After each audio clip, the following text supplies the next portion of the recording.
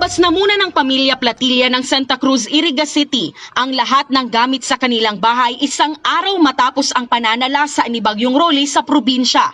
Nabasa kasi ang mga ito matapos matuklap ang kanilang bubong. Kwento ng 61 anyos na si Nanay Filipinas, lumikas na sila bago pa man magparamdam ang masamang panahon. Tingnan mo nga, ma'am, oh. Wala na kaming matulugan. Ipinangutang na muna nila ang pampaayos ng kanilang bahay. Pinili rin kasi nilang hindi na pumunta pa sa evacuation center dahil bukod sa malayo ito sa kanilang lugar, takot din sila sa banta ng pandemya.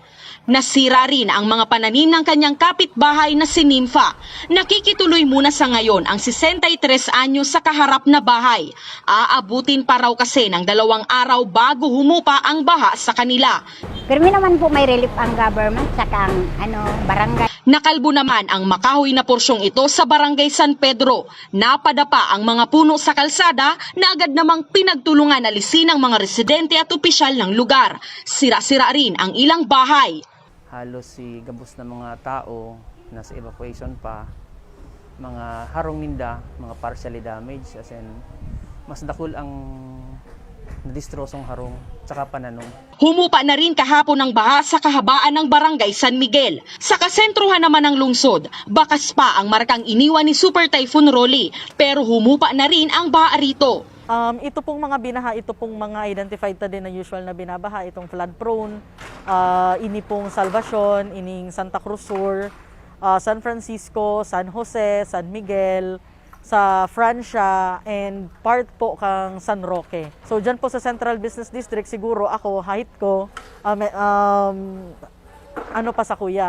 lagpas pa sa kuya, dyan sa Central Business District. Umabot sa 9,100 na pamilya ang inilikas matapos ang preemptive at forced evacuation. Binuksan ang mga paaralan at ilang simbahan sa lungsod. Sa uling tala ng City Social Welfare and Development Office, umabot na sa 19 na barangay ang nabigyan ng relief goods. Enough ang goods natin for the evacuees.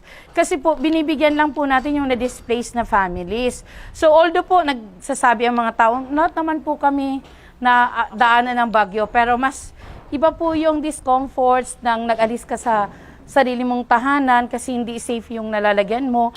Pinuri naman ng LGU ang kooperasyon ng mga Irigenyo. Sa muli, 0 casualty ang lungsod. Very thankful ako sa mga Irigenyo dahil once na nag-issue na si Mayor ng memorandum na preemptive and forced evacuation, and nagduban na ang satuyang mga team, mayo naman pong resistance. Puspusa na ang clearing operations ng Casoreco 3 sa nasasakupang lugar upang agad na maibalik ang supply ng kuryente.